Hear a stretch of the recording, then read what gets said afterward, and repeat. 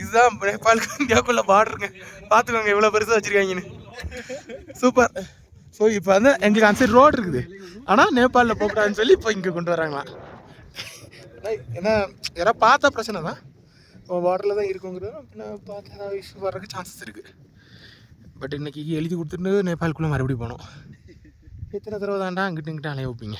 நல்லா தான் இருக்குது தானே, பாருங்களேன் சூப்பராக இருக்குல்ல ஸ்பேஸு, நல்லா குளிராக இருக்குது, சூப்பராக இருக்குது. ஐ திங்க் அது டிடிஹெச் ஒரு ரெண்டு மாதிரி இருக்குது எனக்கு பார்க்கும்போது. Bro, this tent? TTH, I think.